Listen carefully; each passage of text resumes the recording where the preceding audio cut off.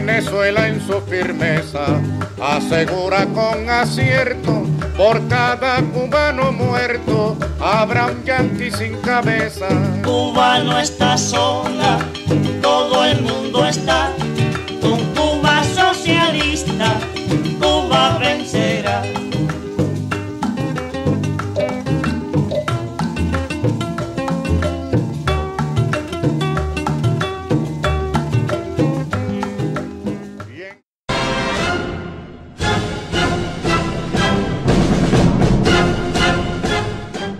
Maëlys, bonjour. Bonjour. Donc merci d'avoir accepté cet entretien pour la chaîne Le Grand Soir. On est un média qui a beaucoup d'intérêt par rapport à Cuba.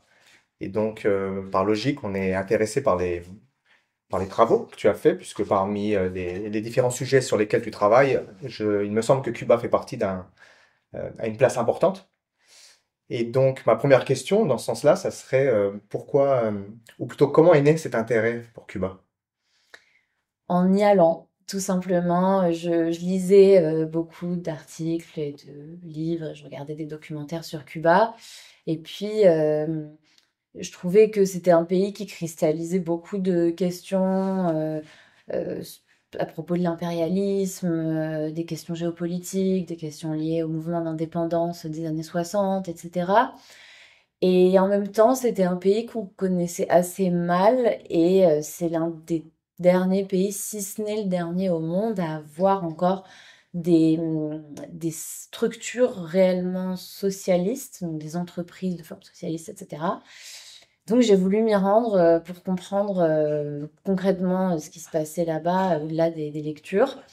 Et quand je suis arrivée là-bas, j'ai découvert un univers qui m'a immédiatement plus qu'intéressée. J'ai découvert des formes de politisation que j'avais jamais vues ailleurs. J'ai découvert une culture du cinéma qu'on connaît pas à l'étranger. Enfin, voilà, en fait, c'était un tout, et j'ai découvert ce pays en me disant que j'y retournerais pour y travailler, pour écrire dessus. Et c'est un peu comme ça qu'est né cet intérêt pour Cuba, et donc j'y suis retournée à plusieurs reprises par la suite. Tu te souviens en quelle année la première fois? 2018. D'accord. Et quand tu te rends la première fois, est-ce que du coup tu as déjà les lectures de Cuba en tête, ou tu sais déjà disons que c'est un pays un peu particulier au niveau politique, ou tu le découvres complètement là-bas? Non, je sais que c'est un pays assez particulier. Je sais que enfin, pour moi, à ce moment-là, c'est un pays qui risque de changer. C'est ce qu'on entend beaucoup en 2018. Ça va changer. Bientôt, il y aura des McDo à Cuba. On entend beaucoup ce discours dans les médias à ce moment-là. Ouais. Et je me dis, j'ai quand même envie d'aller voir à quoi ça ressemble avant que ça change potentiellement, sans forcément croire que ça allait changer comme les médias le racontaient. Et j'y suis allée avec un regard tout à fait neuf, j'ai vraiment essayé d'y aller sans a priori, ni positif ni négatif, et je me suis dit que j'allais surtout découvrir ce que les gens en racontaient. En fait, pour moi, c'était le plus important en voyageant là-bas. Et du coup, les premières impressions, elles sont, disons, au niveau des attentes, ou même au-delà? Non, c'est complètement au-delà de tout ce que j'imaginais. Enfin, je m'attendais pas du tout à trouver ce que j'ai trouvé là-bas en termes encore une fois, de culture. J'ai un exemple, hein, c'est vraiment le cinéma dont je parlais tout à l'heure. Enfin, c'est frappant parce qu'ils ont un cinéma qui est fascinant, un cinéma qui est très subtil, qui a pas mal de moyens, paradoxalement, puisque c'est un pays assez pauvre. Un cinéma qui raconte vraiment Cuba d'une manière très sensible, et qui influence très visiblement la société cubaine. Et je pense au film Fresa y Chocolate, que certains auront peut-être vu. Moi, je ne connaissais pas avant d'aller à Cuba, et quand je suis allée là-bas, on m'en a beaucoup parlé, parce que c'est un film qui parle d'homosexualité, mais aussi de révolution, d'évolution des pensées, etc. Et on m'en a beaucoup parlé. Alors, on m'a dit que c'était un film qui avait marqué la société cubaine, qui avait changé les esprits sur ces questions-là, euh, qui avait amené une remise en cause qu'on ne pouvait pas imaginer. Enfin, voilà, donc il y a eu ça, et puis il y en a beaucoup d'autres, et il y a beaucoup de cinémas à Cuba qui sont quasiment gratuits, donc j'ai pu m'y rendre. Et, et, hum, et voilà, c'était tout simplement passionnant de découvrir Cuba à travers son cinéma, sa musique, ses ballets. Donc à travers la danse, il y a beaucoup de compagnies de danse. Voilà, et puis surtout, je le disais aussi tout à l'heure, mais les gens ont un regard qui est très étonnant sur leur pays parce que moi, ce que j'ai découvert vraiment dès les premières heures et dès les premiers jours à La Havane en 2018, c'est que les Cubains, ils racontent beaucoup leur pays et très spontanément. En fait, c'est ça qui m'a surtout interpellée, c'est que j'ai rencontré des gens de toute classe sociale et, hum, et de tous horizons. Ça pouvait être des skateurs, des tatoueurs, des chercheurs, des médecins, des profs, et tous avaient une sorte de subtilité dans l'analyse de Cuba, et j'ai trouvé ça assez impressionnant, à vrai dire, ce degré de politisation. Ils ont aussi un intérêt pour la culture cubaine et pour l'histoire aussi du pays qui est assez développée, et donc ça m'a interpellée. Tu es l'autrice d'un ouvrage sur les médecins cubains, et je sais bon, que tu as écrit beaucoup sur le système de santé cubain. Pourquoi un intérêt particulier sur ce thème-là à Cuba, la question de la santé? Encore une fois, je pense que c'est né à la fois du voyage et de on-dit que j'avais entendu en France. Donc les on-dit, c'était les médecins cubains sont les meilleurs médecins au monde. J'ai l'impression qu'il y a beaucoup de monde qui a déjà entendu cette phrase. Et moi-même, j'ai déjà entendu, mais je saurais même pas dire où et quand et qui m'a dit ça. Y compris à l'étranger, tu veux dire? Moi, c'était en France que j'ai entendu ça, mais je sais plus dire en fait qui m'a dit ça, et c'est il y a longtemps. Donc voilà, je vais garder ça en tête. Il y a très longtemps, quand j'avais même pas d'intérêt pour Cuba. Et puis en allant là-bas, j'ai rencontré des médecins qui m'ont raconté. Il y a énormément de médecins, donc en fait tous les amis que je me suis fait avec quelqu'un de leur famille qui était médecin, et qui plus est, qui était médecin, qui avait fait une mission à l'étranger. Donc qui était parti en mission internationaliste envoyée par l'État cubain. Donc je rencontre des médecins qui étaient les mères de mes amis, les pères, les oncles, les sœurs, les frères.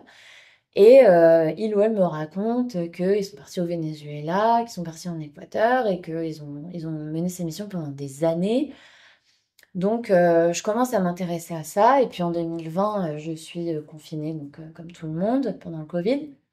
Et là, je vois que des médecins cubains sont envoyés en Italie, donc près de Milan, qui est enfin, région, Milan étant quand même une région assez riche dans le nord de l'Italie. Et donc je suis interpellée, je me dis, mais comment ça se fait qu'on les envoie maintenant dans une région aussi riche, dans un pays aussi riche?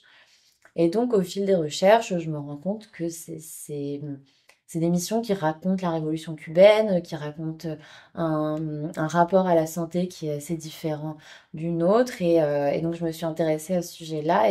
Et en 2021, en juillet 2021, je suis allée à Cuba pour approfondir toutes ces recherches sur l'histoire de ces missions et pour rencontrer ces fameux médecins. Et donc, comment tu qualifierais à partir de ce point d'entrée, comment est le système de santé cubain? Comment est le système de santé cubain? Il est, je dirais, assez différent de ce qu'on peut rencontrer en France, pour parler de ce que je connais, donc le système de soins français, sachant que c'est un système qui est totalement gratuit. Donc, il n'y a pas de libéralisation ou de privatisation, même d'un morceau du système de soins. C'est un système qui est vraiment fondé sur la gratuité, de la consultation chez le généraliste jusqu'à l'opération lourde.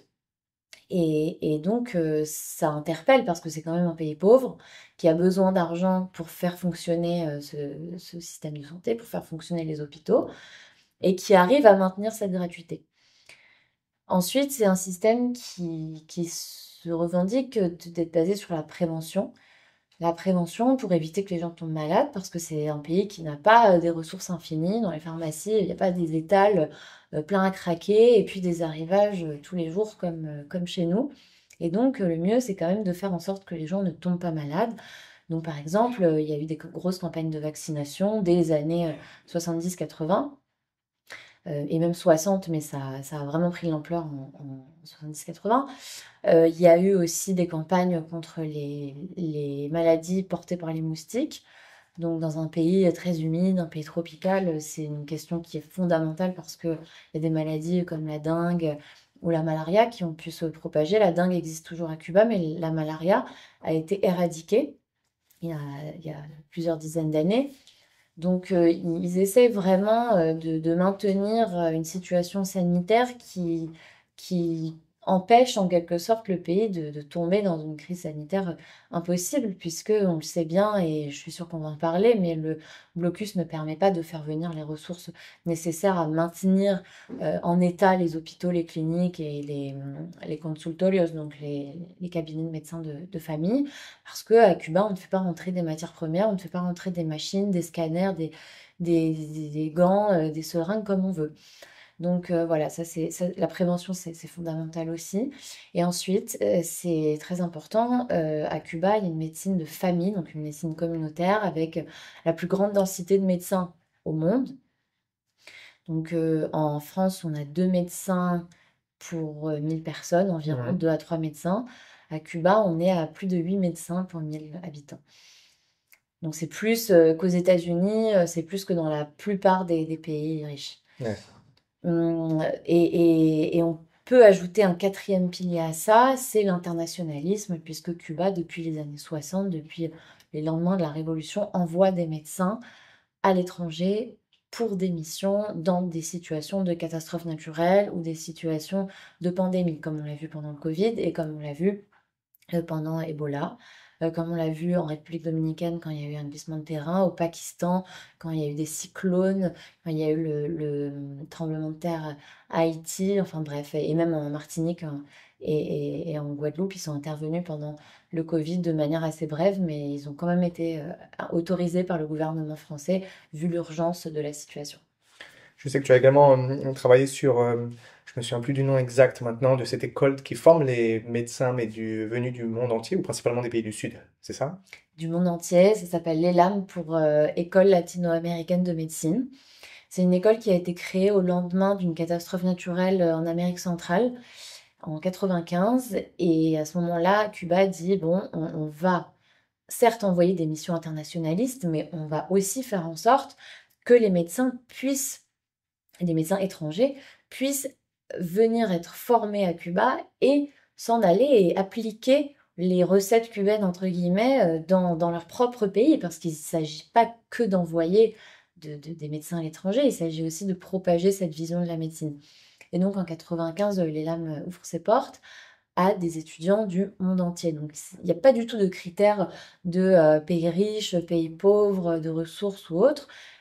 Vraiment, Cuba a accueilli des élèves de Palestine, d'Argentine, de Colombie, des États-Unis aussi, des étudiants états-uniens qui ont étudié à l'ELAM. Après, George Bush a menacé de les sanctionner pour, je crois que c'est coopération avec l'ennemi ou quelque chose comme ça. C'est pas le terme exact, mais c'était quelque chose de cet ordre-là. Ouais.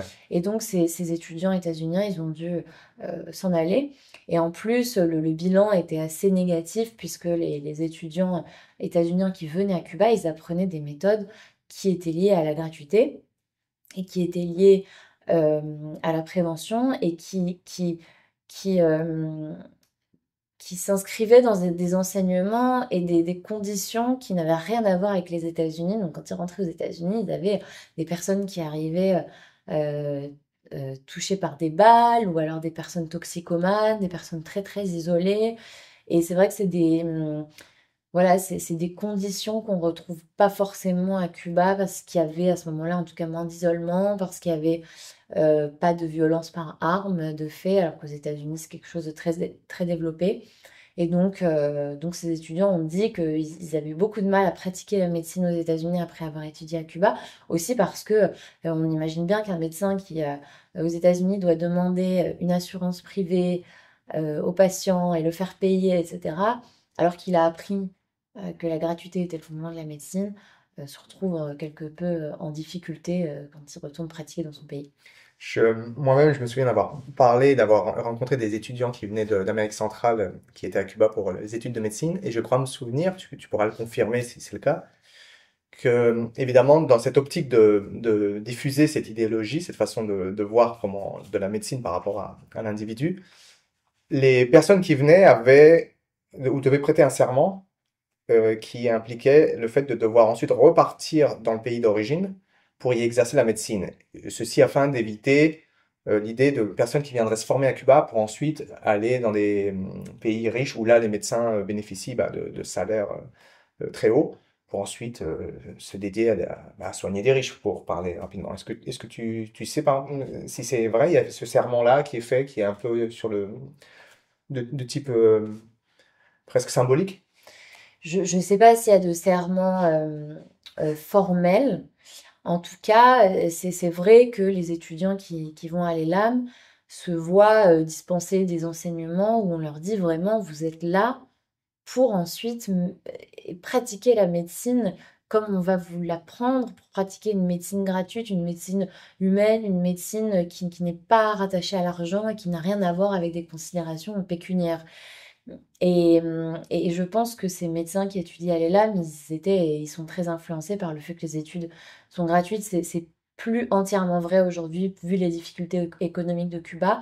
Mais en tout cas, quand l'ELAM a été créé pendant plusieurs années, les étudiants bénéficiaient d'une formation gratuite.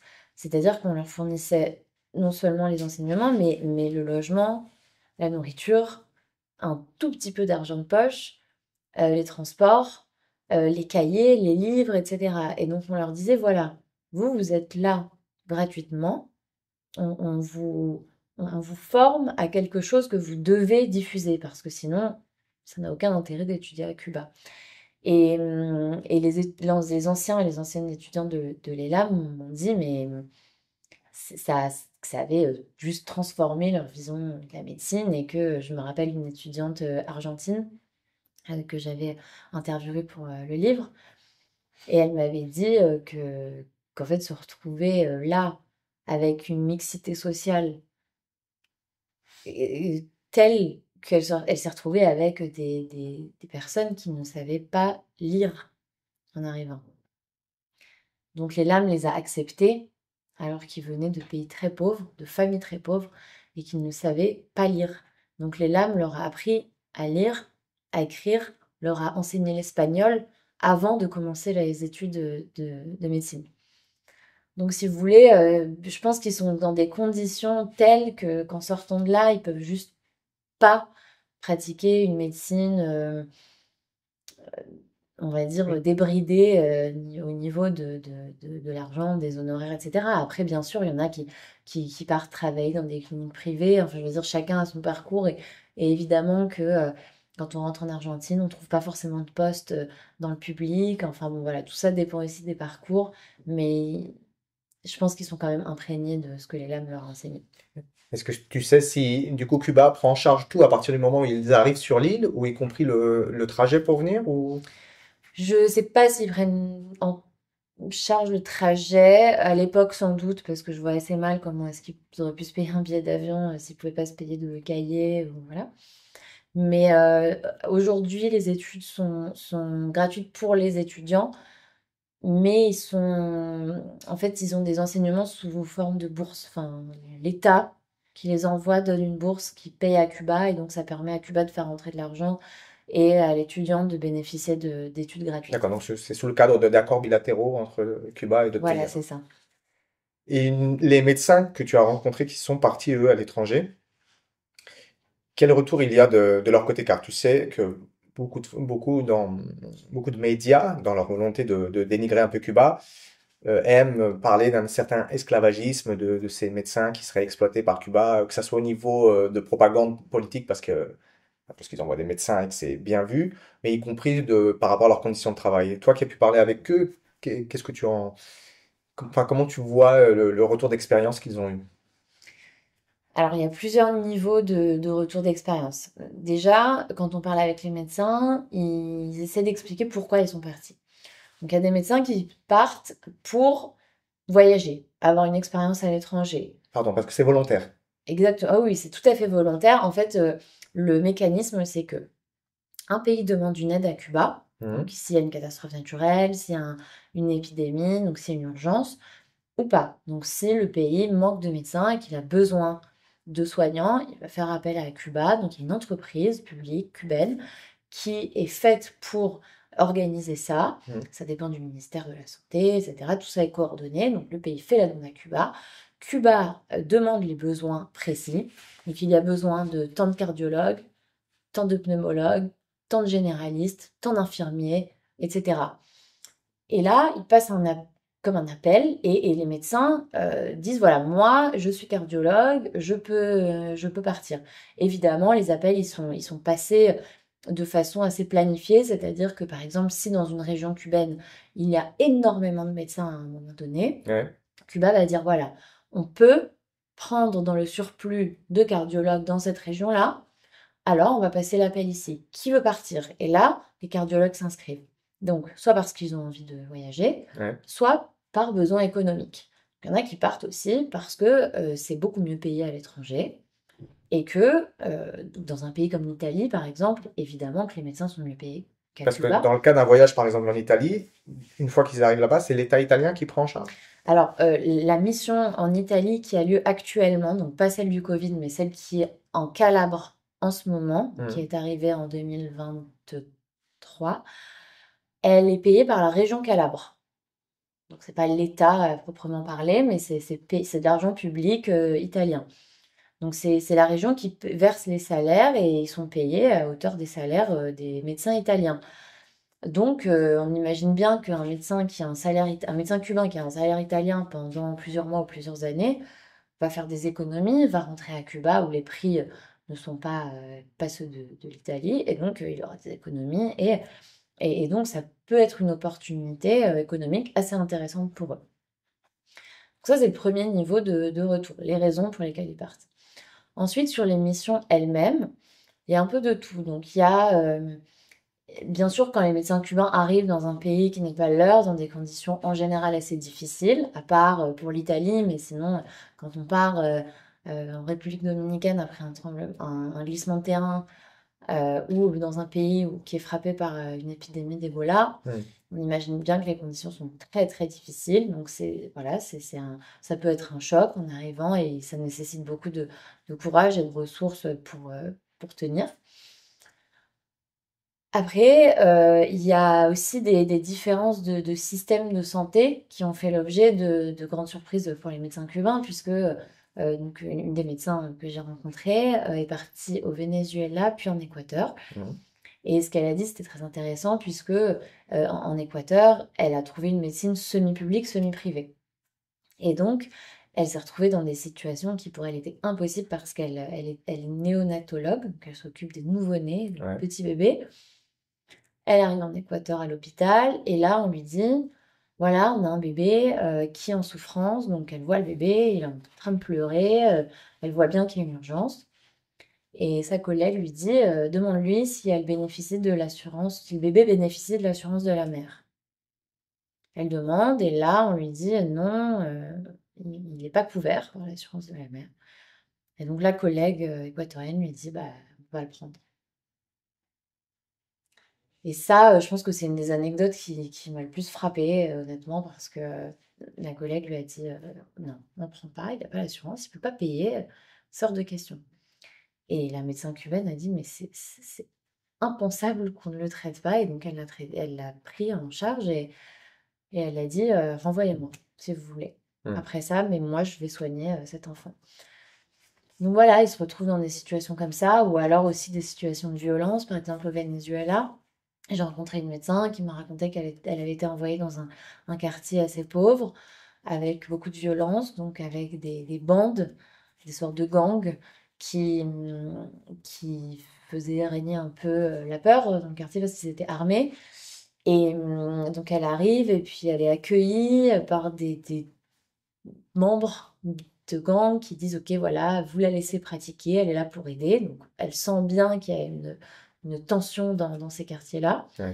Et puis elle a vu des attaques, elle a vu une population qui n'acceptait pas les médecins cubains parce qu'ils ne comprenaient pas bien pourquoi est-ce que c'était pas des médecins vénézuéliens qui venaient les soigner. Enfin bref, voilà, les médecins cubains, ils rencontrent un peu de tout. Et ils sont parfois dans des conditions qui peuvent être pour eux assez compliquées. Est-ce qu'ils choisissent les destinations ou lorsqu'on est volontaire, on est ensuite volontaire à n'importe quelle mission?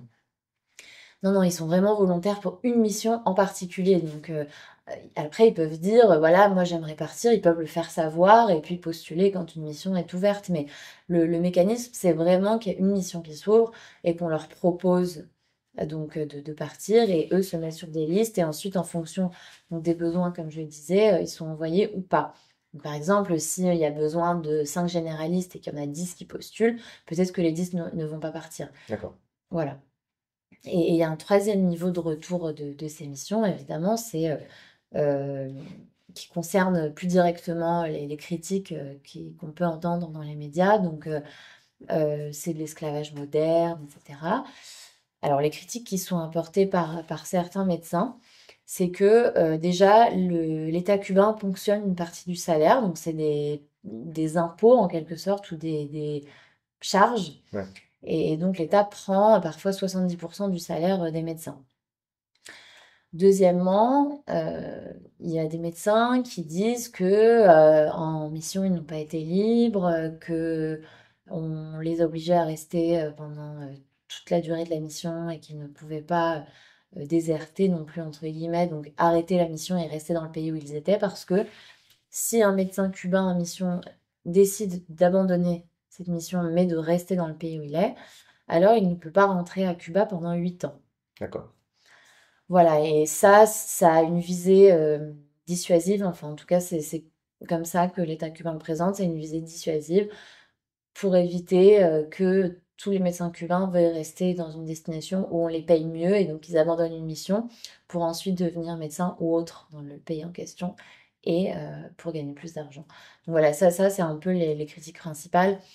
Après, sur les accusations d'esclavage, c'est vrai que c'est une question qui est compliquée parce que en fait, c'est un terme qu'on voit essentiellement dans des médias, enfin, moi en tout cas, que j'ai retrouvé essentiellement dans des médias comme Le Point et autres. Et c'est des médias qui reprennent de la sémantique du département d'État des États-Unis.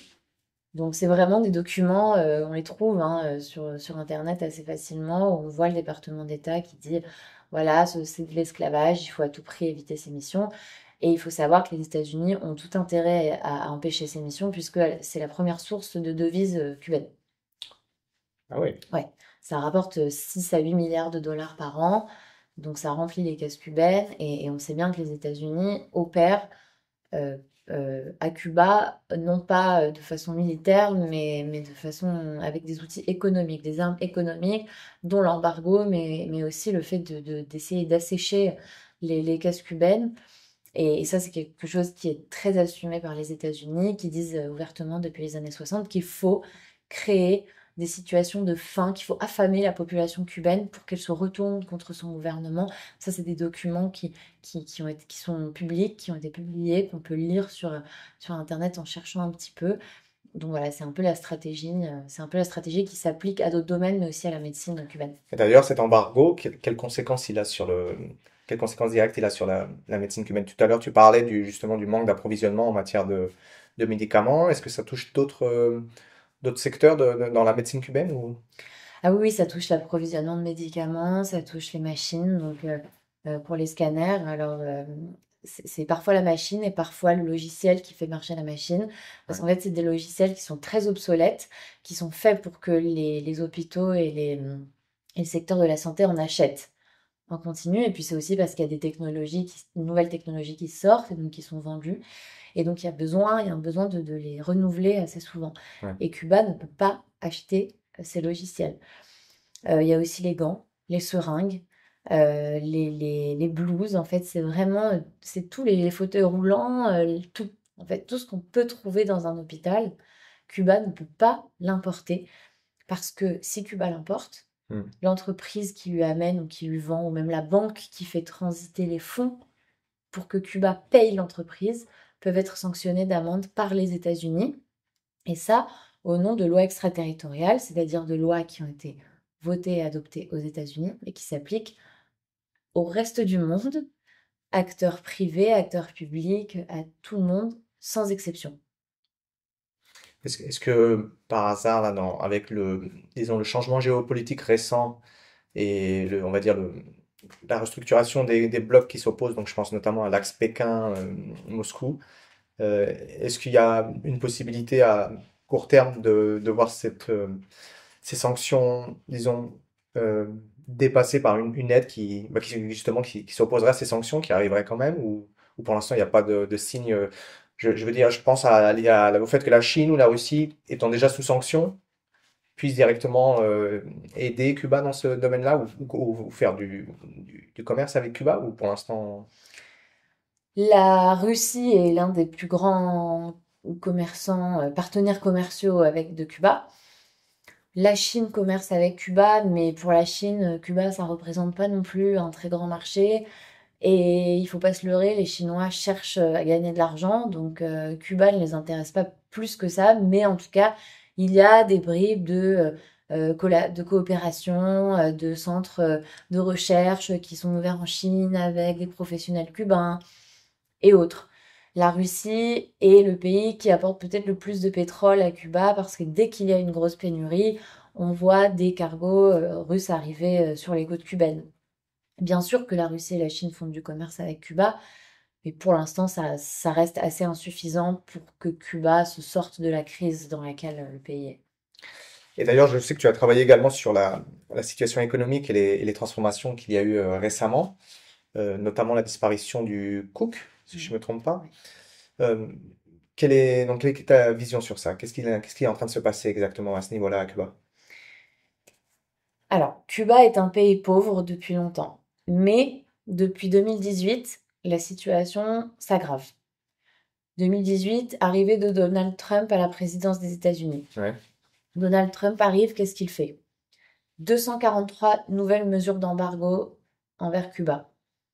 Ça va des sanctions envers des entreprises, des transporteurs de pétrole, de marchandises, des gels de comptes d'officiels cubains, des transactions financières empêchées, etc. Il interdit Western Union hmm, à Cuba. Donc il dit à Western Union, vous sortez de là-bas, vous n'avez plus le droit d'exercer là-bas. Rappelons-le, Western Union, c'est l'entreprise qui permet d'envoyer des fonds dans un autre pays à quelqu'un assez facilement. On envoie la somme qu'on veut et puis la personne les récupère en liquide. Donc les Cubains sont très dépendants de ces envois d'argent puisqu'ils dépendent beaucoup des remesas, ce qu'on appelle les remesas. Ce sont les envois de la famille qui vit à l'étranger à Cuba. Donc Donald Trump interdit Western Union et il limite ces remesas à $1000 par an, il me semble. Alors par mois ou par an, pardon, j'ai un petit doute, mais les gens pourront vérifier. Donc il limite en tout cas ces envois ouais, qui auparavant étaient illimités. Donc la famille pouvait envoyer ce qu'elle voulait. ouais. Ça met Cuba dans une situation catastrophique puisque les remesas, c'est dans le top 3 des sources de devises cubaines avec les médecins Ouais, et le tourisme. d'accord. Donc on imagine le creux que ça crée très soudainement. Donc Donald Trump arrive vraiment en disant, voilà, on va s'occuper de Cuba et on va mener une politique qui va largement durcir celle d'Obama, qui avait essayé de rouvrir un peu des canaux diplomatiques, etc. Biden n'a rien arrangé. D'accord. Il a opéré des facilités de visa et puis il a retiré cette limite pour les envois d'argent. Mais bon, en substance, ça n'a pas du tout amélioré la situation. En 2020, le Covid arrive. Cuba doit fermer ses frontières à compter du mois de mars ou d'avril jusqu'en novembre. D'accord. Plus aucun touriste ne rentre. On l'a dit, le tourisme, c'est une des sources principales de devises de l'île. Donc, chute de l'économie, chute du PIB de 11%. Zéro touriste. Depuis, le tourisme reprend, mais on sait bien qu'il n'a jamais repris au niveau du pré-Covid, ni dans d'autres pays, ni à Cuba. Et donc, les caisses sont vides. Troisième événement qui est venu bouleverser la situation économique, la réforme de l'unification monétaire. Depuis 1994, Cuba avait deux monnaies. Ouais, Le COC, donc peso convertible, et le COP, peso cubain. Le COC, valait 1 dollar, Ouais. un COC 1 dollar ou 1 euro. Le COP valait 25, non pardon, le dollar valait 25 COP. D'accord? Donc il y avait une monnaie qui était fixe Ouais. et une monnaie qui était fluctuante, mais très stable pendant des années. Pourquoi Cuba a créé ces deux monnaies en 1994? Parce qu'il voulait éviter les dévaluations Mhm. juste après l'arrivée de la période spéciale. Donc l'URSS chute, premier partenaire économique de Cuba, crise très soudaine, très grave d'approvisionnement de pétrole, etc. Et donc Cuba crée cette monnaie non dévaluable pour qu'il n'y ait pas des fluctuations qui perturbent trop l'économie. Ouais. Deuxièmement, pour attirer des dollars et des devises, puisqu'en 1993, donc un an avant l'arrivée des deux monnaies, Ouais. Cuba autorise la circulation de dollars sur l'île. D'accord. Donc pour ces deux raisons, ils avaient deux monnaies. On pouvait payer avec l'une ou l'autre. En général, les étrangers payaient avec le COC, Ouais. dans des hôtels, dans des cafétérias, des restaurants, etc. Les biens touristiques, ils étaient souvent payés en COC, les Ouais. taxis, etc. Et puis, l'économie courante, elle fonctionnait beaucoup au COP. Mais les Cubains avaient le droit de payer en COC. Donc, c'était un système qui était assez complexe, puisque on imagine bien que si c'était complexe au niveau de la population, ça l'était encore plus pour les échanges internationaux, pour payer à l'étranger, enfin bref. Tout ça était extrêmement complexe. Donc, dès 1997, quand on s'approche de la fin de la période spéciale, Ouais. période spéciale qui désigne donc cette crise post-chute de l'URSS, on s'approche de la fin de cette période et le congrès du Parti communiste dit, voilà, on va se diriger vers l'unification monétaire, on va pouvoir se débarrasser du COC progressivement. Ça prend des années, ça n'arrive pas parce qu'il y a d'autres priorités dans le pays. Et cette unification monétaire, elle est adoptée et elle entre en vigueur le 1er janvier 2021, D'accord. Tout récemment. tout récemment. Donc qu'est-ce qui se passe? On a le COC, je rappelle, un COC égale 1 dollar, Oui. et on a le COP, donc 1 dollar égale 25 COP. Le COC disparaît. Mhm. Il n'existe plus, il ne peut plus circuler sur l'île et on ne peut plus payer avec. Reste le COP. Sauf que ça a été mené au pire moment, puisque, on le rappelle, on est en 1er janvier 2021, on est en plein Covid, on est juste après la fermeture des frontières, il n'y a pas de devises qui rentrent, pas de réserve de devises, donc comment faire pour générer de l'argent quand on n'a pas de devises qui rentrent? Ça fait que la monnaie est dévaluée. 1 dollar, au lieu de valoir 25 COP, passe officiellement à 125 COP. Officiellement. Parce que dans les cercles parallèles, donc l'échange dans la rue, concrètement, on est à 1 COP, 1 dollar, pardon, égale 180 COP, voire 200, voire plus. Donc qu'est-ce que ça crée cette dévaluation? De l'inflation, puisque ce qui coûtait avant 25 COP en coûte maintenant presque 200. Ça crée une inflation qui est ingérable pour la population. Oui. Puisque ce qui coûtait 25 COP en coûte désormais 200. Que font les gens? Ils essayent de se procurer des devises, donc des dollars ou des euros, pour les échanger à 200 pesos. Bien sûr. Au marché noir. Donc non seulement ça crée un marché noir de devises, mais en plus ça crée un marché noir de biens de consommation courant, puisque en plus de l'inflation, il y a des pénuries à cause du blocus. Donc à Cuba, on trouve très peu de médicaments. Je le rappelle, Cuba n'a pas le droit d'importer des matières premières ou des médicaments. On trouve très peu de nourriture. Cuba n'a pas le droit d'importer de nourriture à cause du blocus. C'est sauvage comme blocus, c'est-à-dire que les États-Unis ont décidé de façon unilatérale que Cuba n'avait pas le droit d'acheter de la nourriture à l'étranger. Sauf que Cuba dépend des importations de nourriture, beaucoup plus que de son agriculture pour son autosuffisance alimentaire. Donc, on a des pénuries et de l'inflation. Que font les gens? ils prennent les biens qu'ils ont, la nourriture, les médicaments, Oui. et ils les vendent au marché noir. À des prix qui, on parle du double, voire du triple ou du quadruple. Et donc maintenant, dans tout Cuba, il y a une économie parallèle qui s'est créée et les gens achètent à peu près tout au marché noir. Une bouteille d'huile d'olive peut coûter 20 $, D'accord.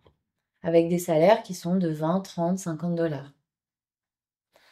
Des queues, puisqu'il y a des pénuries, les gens font la queue pour acheter à manger. 4, 5, 6 heures parfois. Les pharmacies, elles sont vides. Voilà ce que crée la conjugaison de tout ce dont on vient de parler, c'est-à-dire le blocus, son Ouais. renforcement et l'inflation créée par la réforme monétaire. Parce que l'objectif de l'État, du coup, avec cette unification des monnaies et l'apparition donc la nouvelle monnaie, c'est M. Non, la nouvelle monnaie, c'est le COP. D'accord, Elle c'est existait ouais. déjà, mais c'est la seule qui reste. Et l'objectif, c'était de faire rentrer les devises dans l'État ou? Oui, en fait, l'objectif, c'était de retirer la complexité de la double monnaie. D'accord. Puisque la double monnaie, elle était faite vraiment pour répondre à la crise des années 90. Et même si Cuba a eu beaucoup de mal à se défaire de cette double monnaie, Ouais. ils ont estimé que c'était le moment. Alors que les cadres du ministère de l'économie reconnaissent eux-mêmes que c'était le pire moment pour mener cette réforme. D'accord. Donc maintenant, ils se retrouvent dans une situation où ils n'ont plus le COC, mais Oui. où ils doivent attirer des devises. Donc, qu'a fait l'État? Il a créé une autre monnaie Oui. qui s'appelle le MLC, monnaie librement convertible, MLC. Cette monnaie, elle n'a pas de billets, ni de pièces. Elle n'existe sous aucune forme physique à part une carte. Pour avoir une carte, il faut déposer des devises à la banque. Donc, moi je suis cubaine, Ouais. je vais à la banque, j'ai réussi à me procurer des dollars ou des euros, je dépose ces dollars là-bas, on me les met sur une carte, et avec cette carte de paiement, je vais dans des magasins où je ne peux payer que en MLC. Que ça, aucun COP. Et là-bas, les prix sont affichés donc en MLC dont les sommes sont des sommes comme en dollars, c'est-à-dire que on n'est pas de l'ordre de, je sais pas, une bouteille d'huile qui coûterait 600 COP par exemple. Il y a vraiment écrit 6 MLC. Donc en D'accord. fait, pour moi, européenne, ça revient à dépenser 6 euros. Bien sûr. Voilà. Donc en fait, ça a remplacé le COC en quelque sorte sans être un COC. C'est très compliqué, hein. Quand est-ce qu'ils ont créé ce MLC? Ça, c'est arrivé en 2020. D'accord. Les magasins MLC. Donc à Cuba, il y a vraiment des marchés de nourriture, par exemple, où on peut payer en COP, Oui. où il n'y a pas beaucoup de nourriture. Et il y a des magasins en MLC exclusivement depuis 2020 où les gens doivent payer par carte. D'accord. Donc c'est pas un magasin ne vend pas enfin ne prend pas les deux devises. Non, C'est soit une, soit l'autre. soit l'un, soit l'autre. D'accord. Bien sûr, si vous allez dans un marché où on peut payer en COP et que vous proposez des euros, les gens sont preneurs puisque eux, ça leur fait des devises. Mais officiellement, on est censé payer en COP. D'accord. Donc dans le magasin en MLC, en tout cas, on ne peut payer que par carte. Soit une carte dont disposent les Cubains et les Cubaines, Oui. soit avec des visas, des Mastercard, etc. Des cartes françaises, peu importe. D'accord. Et Voilà. donc ça, là, à court terme, quelles sont les perspectives d'amélioration à ce niveau-là? Alors, ce que dit l'État cubain, c'est qu'il a ouvert ses magasins pour aspirer des devises. Ouais. Donc, que les Cubains qui ont des devises de par leur famille, l'étranger ou autres, mettent ces devises dans ces circuits-là, donc dans les magasins MLC, et que les étrangers payent. Et donc, on a des devises, et on va pouvoir prendre ces devises et les redistribuer. Ça, Ouais. c'est l'argument principal donné par l'État cubain pour avoir ouvert ça. Et puis, ça fait rentrer des devises aussi pour l'État qui peut ensuite les utiliser pour s'approvisionner sur d'autres marchés.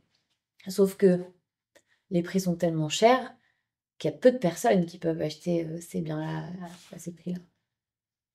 Des boîtes de thon à 13 euros, Bien sûr. des sacs de riz à 25 euros. Des gros sacs de riz, certes, mais à 25 euros. C'est très inaccessible pour la plupart des Cubains. D'accord. Donc la situation, là, sur les prochaines années, elle s'annonce difficile. Cuba est en train de traverser sa pire crise depuis les années Depuis la 90, période spéciale. depuis la période spéciale. C'est la crise la plus grave, si ce n'est plus grave que la période spéciale. De la vie d'anciens ministres, de la population, etc. Et pourquoi est-ce que c'est plus grave que la période spéciale? Parce que pendant la période spéciale, le niveau d'inégalité à Cuba était plus faible que maintenant. Aujourd'hui, on a des écarts qui se creusent parce qu'il y a des gens qui travaillent de plus en plus dans le tourisme. Ouais. Un taxi qui va prendre 10 dollars à un étranger pour l'emmener d'un point A à un point B. L'étranger va payer. Pour lui et ses vacances, ça ne représente pas un gros budget. Pour le chauffeur de taxi, c'est une somme qui est considérable. Les gens qui louent des casas particulares, donc des appartements ou des chambres dans des appartements, qui prennent 10, 15, 20 euros la nuit, voire un peu plus. On voit bien qu'on n'est pas dans le même ordre de salaire qu'un Cubain qui est, je sais pas, médecin ou vendeur ou autre, Bien sûr. et qui va gagner 20, 30, 50, 60 euros, voire un petit peu plus, mais on voit bien que l'écart se creuse. Et donc, le problème, c'est que ça crée des inégalités et beaucoup de frustration dans la population et que les gens sont à bout. Pour finir sur Cuba, toi qui es journaliste, comment tu perçois le traitement médiatique, je dirais en France, par rapport à l'île? Presque inexistant. Plus donc inexistant qu'hostile. Je dirais que c'est un traitement médiatique qui prend très peu en compte la complexité du terrain, qui est très importante parce que Cuba est un pays extrêmement complexe, malgré ce qu'on peut en dire et en entendre. Tout ce qu'on vient de raconter, ça relève pas juste de la critique négative ou de la positivité. On a bien vu qu'il y a des médecins qui partent en mission, qu'il y a des efforts internationalistes, qu'il y a une crise économique, qu'il y a les États-Unis, qu'il y a l'impérialisme. Enfin, c'est une situation qui est tellement compliquée à comprendre qu'on aimerait bien en saisir un peu tous les aspects. Et je pense qu'il y a peut-être un peu de paresse intellectuelle envers Cuba. Parce que, et puis un peu de mépris aussi, je dirais. Parce que c'est la petite île des Caraïbes qui est sous une dictature. Et puis, les Cubains, ils sont gentils, mais ils sont pas contents, quoi. Voilà. En gros, j'ai l'impression d'avoir lu ça 1 milliard de fois, alors que je pense qu'il y a tellement de choses et de personnes à découvrir et de cultures, encore une fois, que ça vaudrait le coup d'aller faire un tour là-bas quand on écrit sur Cuba. Et je voudrais vraiment que les articles écrits sur Cuba le soient par des gens qui s'y rendent automatiquement. Parce que ce qui est sûr, c'est qu'on ne peut pas comprendre Cuba sans y être allé. Pour toi, le travail de terrain est primordial. Ah, mais c'est indispensable. C'est impossible de comprendre ce pays sans y être allé. Moi qui lisais sur Cuba avant, je me rends compte qu'avant 2018, je ne comprenais rien de ce qui se passait là-bas. J'aimerais parler d'un autre sujet sur lequel je sais que tu travailles. Tu as récemment participé à la réalisation d'un documentaire, si je ne me trompe pas, autour de Gaza. Donc, est-ce que tu pourrais nous en parler un petit peu de quoi il s'agit et pourquoi cet intérêt pour la situation à Gaza? Pour moi, en tant que journaliste, c'est impossible de ne pas parler de ça. Mais même en tant que personne, ce génocide en cours, c'est... Je pense que toute personne qui a vu les images, vous n'êtes pas toute personne d'ailleurs, mais la plupart des gens qui voient les images voient bien que c'est insoutenable, insupportable, voire traumatisant de voir ces bébés, ces femmes, ces hommes qui sont massacrés tous les jours dans...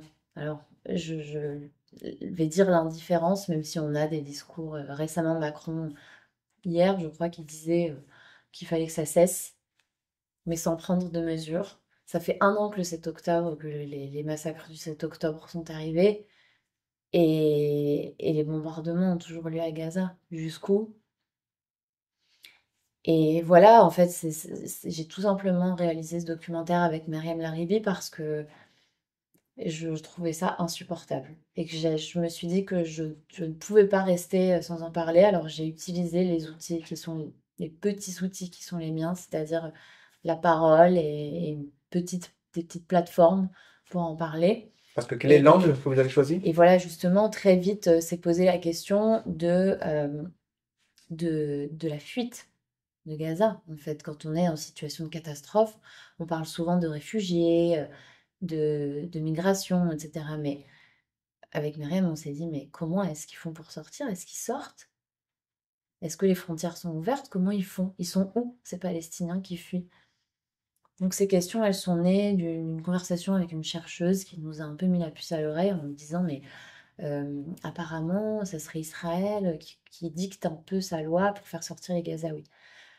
Et en enquêtant, on a découvert qu'effectivement, il y avait une seule porte de sortie de Gaza. C'est la sortie qui va de Rafah, donc qui se trouve à Gaza, jusqu'en Égypte. Donc Gaza, on connaît la bande de Gaza. L'Égypte elle a une frontière avec l'Égypte. Ouais, Et au sud de Gaza, on a Rafah. Et donc Rafah est la dernière ville avant la frontière égyptienne. d'accord. C'était la seule porte de sortie, puisque le reste, on le sait, c'est des frontières avec Israël. Et donc pour sortir de là, Israël doit donner son accord. C'est-à-dire que c'est un territoire qui n'est pas censé être contrôlé par Israël, et pourtant, personne ne pouvait prétendre sortir sans autorisation d'Israël et sans être placé sur une liste qui était publiée jusqu'au 7 mai. Chaque jour, il y avait des listes avec des noms.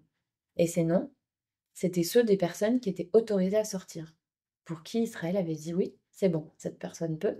Il y a des gens qui ont demandé à sortir qui n'ont jamais pu, puisque Israël n'était pas d'accord.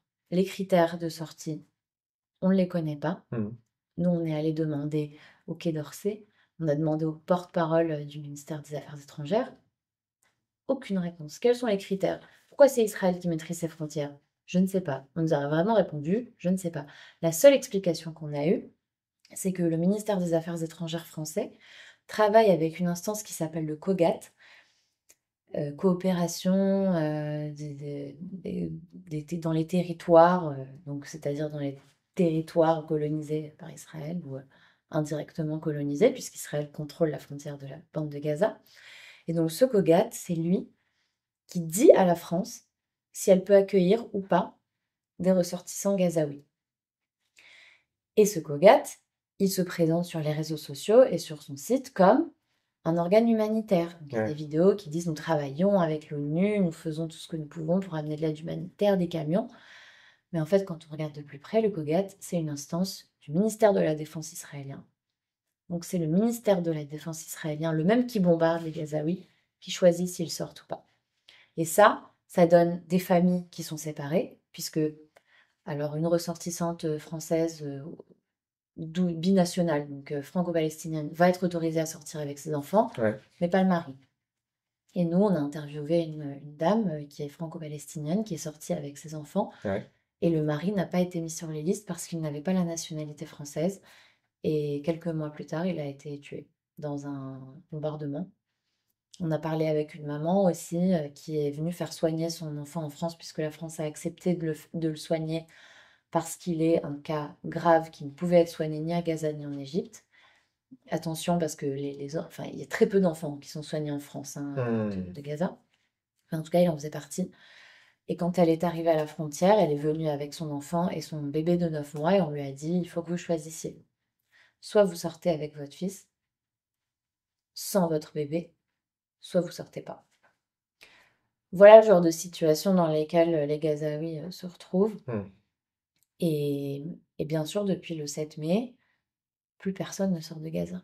Depuis le 7 mai 2024. 2024, oui, Puisque Israël a occupé la frontière, a occupé Rafah, et donc les listes, les autorisations, les demandes, etc., tout ça a été balayé, plus personne ne sort.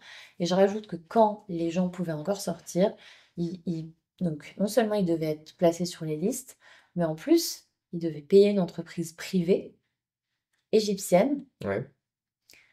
qui, elle, faisait la demande d'autorisation. Donc en fait, ça passait par... À Israël.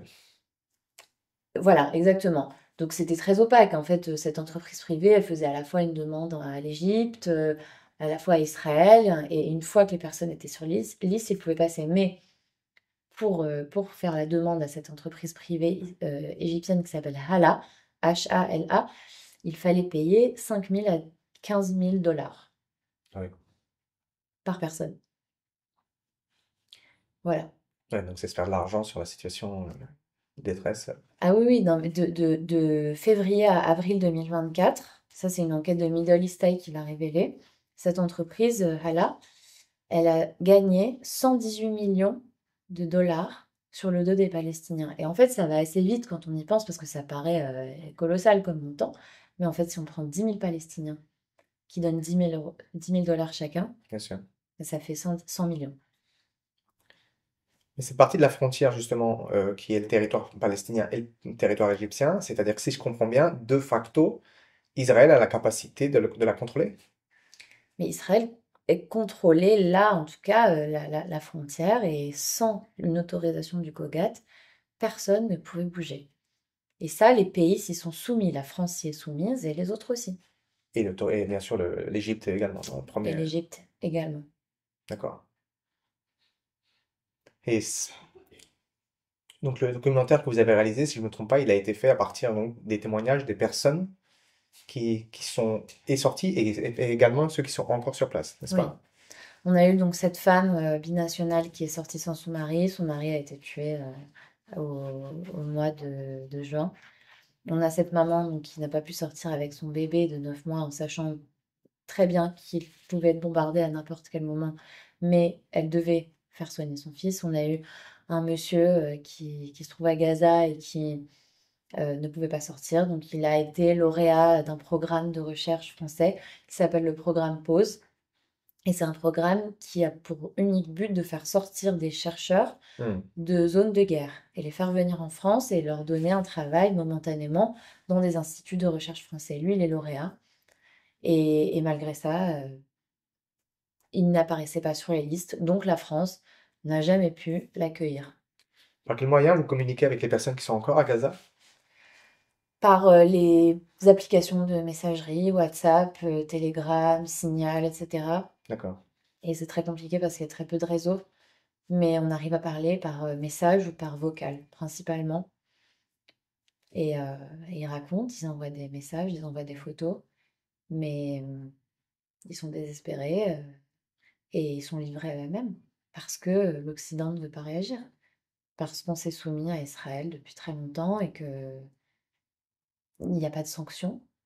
On a été capable de prendre des sanctions contre la Russie pour ce qui se passe en Ukraine. Et pour Israël, qu'est-ce qu'on fait? Hmm. Qu'est-ce qu'on fait par dire qu'il faut que ça cesse? Donc, je le répète, Emmanuel Macron a appelé au cessez-le-feu. Mais ça fait des mois qu'il y appelle. Rien ne se passe. Les bombardements, ils continuent. La prise de Rafah, je veux juste rappeler ce que c'est. Ça a été des bombardements de tentes. Les Gazaouis étaient sous des tentes, des bébés. Les tentes ont été brûlées, bombardées. On a vu des images qui étaient juste glaçantes. Et ça continue encore aujourd'hui. Je finirai avec la même question que pour Cuba. De ton point de vue de journaliste, comment tu trouves le traitement médiatique sur la situation à Gaza, justement? Il y a des très bons journalistes, notamment Myriam Laribi, qui suivent ce qui se passe à Gaza, qui vont chercher dans les médias israéliens, palestiniens, avec des journalistes palestiniens, etc. Il y a vraiment, si on cherche sur les réseaux sociaux, j'invite les gens à aller voir sur Twitter notamment, il y a des journalistes qui essayent vraiment de faire un travail le mieux qu'ils peuvent, on va dire, puisqu'on n'a pas le droit de rentrer à Gaza en tant que journaliste. Et puis pour le reste, qu'est-ce qu'on peut dire? La semaine dernière, Israël fait exploser des beepers au Liban et on parle de prouesses technologiques dans la presse. Je pense que ça dit tout. Ouais. Voilà, on parle pas d'attentats, on parle pas de morts, on parle pas d'attaques, on parle de prouesses technologiques.